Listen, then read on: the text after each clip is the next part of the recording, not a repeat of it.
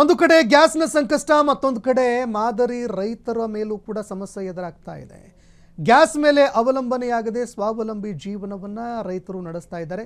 ಗೊಬ್ಬರದಿಂದ ಗ್ಯಾಸ್ ತಯಾರಿಸಿ ತಮ್ಮ ಜೀವನವನ್ನು ರೈತರು ಮಾಡ್ತಾ ಇದ್ದಾರೆ. ಸಾವಯವ ಗ್ಯಾಸನ್ನು ತಯಾರು ಮಾಡ್ತಾ ಇದ್ದಾರೆ. ಸಾವಯವ ಮೂಲಕವಾಗಿ ಗ್ಯಾಸ್ ತಯಾರಿಕೆ ಮಾಡಿ ಕಡ್ಡಿರಾಂಪುರ ಗ್ರಾಮದ ರೈತ ಬಸಯ್ಯ ಸ್ವಾಮಿ ಅವರು ಮಾದರಿಯಾಗಿದ್ದಾರೆ. ವಿಜಯನಗರದ ಹೊಸಪೇಟೆ ತಾಲೂಕಿನ ಕಡ್ಡಿರಾಂಪುರದಲ್ಲಿ 40 ವರ್ಷಗಳಿಂದ ಗೊಬ್ಬರದಿಂದ ಗ್ಯಾಸ್ ತಯಾರಿಸಿ ಜೀವನ ನಡೆಸ್ತಾ ಇದ್ದಾರೆ. 40 ವರ್ಷ ಆಯ್ತು ಸರ್. ನಾವು ಅಪ್ಪನವರೇ ಅವು ಡ್ರಮ್ಮಿನ ಗ್ಯಾಸ್ ಮಾಡಿಸಿದ್ವಿ. ಅವು ಬರ್ತಾ ಇದಾಗ್ತಲ್ಲ, ಇವಾಗ ಇನ್ನೊಂದು ಗೋಲ್ಗುಂಬ ಟೈಪ್ ಬಂತು. ಅದನ್ನು ಕಡಿಸಿ ಇವಾಗ 30 ವರ್ಷ ಆಯ್ತು. 30 ವರ್ಷದಿಂದ ನಮಗೆ ಸ್ವಲ್ಪ ಕಮ್ಮಿ ಆಯ್ತು ಅಂದರೆ ಒಂದು 2 ಪುಟ್ಟಿ ಸಗಣಿ ಕಲಿಸಿ ಹಾಕಿಬಿಟ್ರೆ ಮತ್ತೆ ಬಂದುಬಿಡ್ತದೆ. ಬೆಳಕರಿದ್ರಾಗ ಮತ್ತೆ ಸ್ಟಾಕ್ ಆಗ್ತೈತೆ. ಅಲ್ಲೇ ಇವಾಗ 30 ವರ್ಷದಿಂದ ನಮ್ಗೆ ಯಾವ ಪ್ರಾಬ್ಲಮ್ ಇಲ್ಲ ಗ್ಯಾಸಿಗೆ. ಮತ್ತು ಅದ್ರ ಜೊತೆಗೆ ನಮ್ಮ 4 ಆಕಳದವು. 4 ಆಕಳ ಸಗಣಿ ಒಂದು ಕುಟುಂಬ ಒಂದು 8-10 ಜನಕ್ಕೆ ಆರಾಮ ಅಡುಗೆ ಮಾಡ್ಬೋದು ದಿವಸ. ಒಂದು ಪುಟ್ಟಿ ಸಗಣಿ ಹಾಕಿದರೆ ಸಾಕು. ಗ್ಯಾಸ್ ಮನೆಗೆ ಆಗೋಷ್ಟು ಎಷ್ಟು ಭಾಳ ಬರ್ತದೆ.